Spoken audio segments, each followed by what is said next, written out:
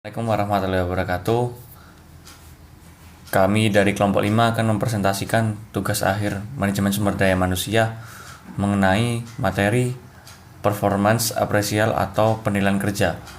Perkenalkan, nama anggota kelompok kami antara lain Adila Muktafina, Aditya Krisna Supraitno, Aisyah Fabela, dan juga Aisyah Fabiana.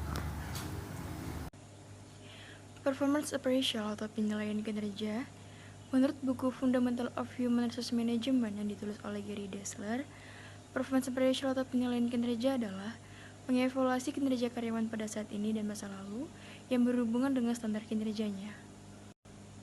Kemudian, penilaian kinerja melibatkan yang pertama, penetapan standar kerja, yang kedua, penilaian kinerja karyawan terhadap standar yang telah ditetapkan, dan yang ketiga, menyediakan umpan balik kepada karyawan dengan tujuan untuk membantu menghilangkan kekurangan kinerja.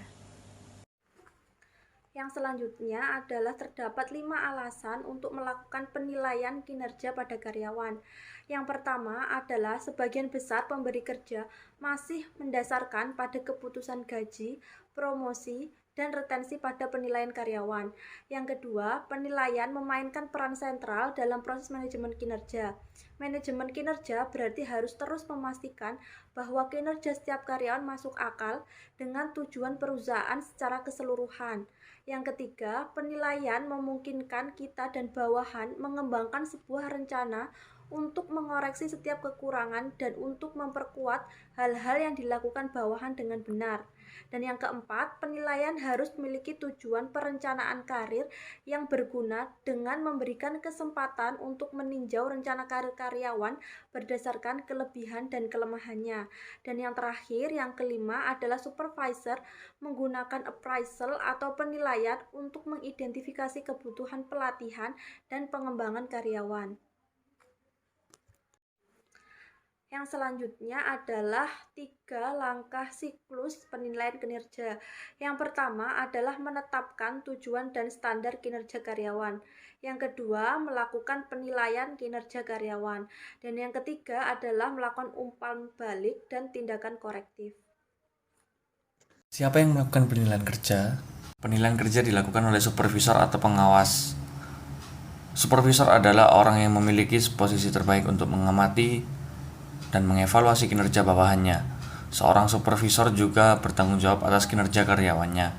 Kemudian hasil penilaian tersebut dilaporkan kepada manajer untuk dijadikan pertimbangan oleh manajer dalam membuat keputusan promosi dan kenaikan gaji, untuk mengembangkan rencana, untuk memperbaiki kekurangan kinerja, dan untuk tujuan perencanaan.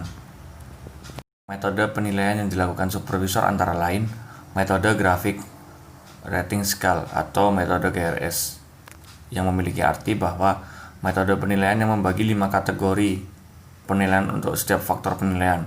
Faktor yang dijadikan penilaian harus terukur agar penilaian dapat dilakukan secara objektif. 5 faktor tersebut antara lain sangat buruk, buruk, sedang, baik, dan sangat baik. Lalu ada metode alternation ranking atau metode penilaian dengan cara mengurutkan peringkat atau ranking pegawai dimulai dari yang terendah sampai yang tertinggi berdasarkan kemampuan yang dimilikinya. Selanjutnya adalah metode peer comparison. Dengan cara seorang pegawai dibandingkan dengan seluruh pegawai lain sehingga terdapat berbagai alternatif keputusan yang akan diambil. Metode ini dapat digunakan untuk jumlah pegawai yang relatif sedikit. Kemudian ada metode force distribution. Ini sama dengan metode peer comparison, namun digunakan untuk jumlah pegawai yang relatif banyak. Kemudian ada metode manajemen by objective, di mana pegawai diikutsertakan dalam perumusan dan pemutusan persoalan dengan memperhatikan kemampuan dalam menentukan sasaran. Lalu ada penilaian kinerja terkomputerisasi, yaitu menggunakan program aplikasi yang memungkinkan manajer menyimpan catatan-catatan tentang para pegawai yang terkomputerisasi selama 1 tahun penuh. Kemudian mengombinasikannya dengan rating untuk tiap pegawai dalam beberapa kriteria. Dan yang terakhir adalah pemantauan kinerja elektronik, yaitu menggunakan teknologi komputer untuk memungkinkan manajer memantau tarif, akurasi, dan waktu yang dihabiskan karyawan secara online. Kesimpulannya adalah, proses penilaian dapat ditingkatkan dengan cara menghilangkan masalah yang seringkali merusak penilaian, dan skala penilaian grafis khususnya. Masalah umum tersebut termasuk standar yang tidak jelas, efek halo, tendensi sentral, kelonggaran atau kekakuan, dan juga bias. Dalam lingkup kompetitif saat ini, human resource perlu memfokuskan perhatian dan juga sumber daya perusahaan. Human resource yang kritis terhadap kebutuhan strategis perusahaan dan kinerja karyawan secara aktif dapat mengelola sikap dan kinerja perusahaan untuk mencapai tujuan perusahaan.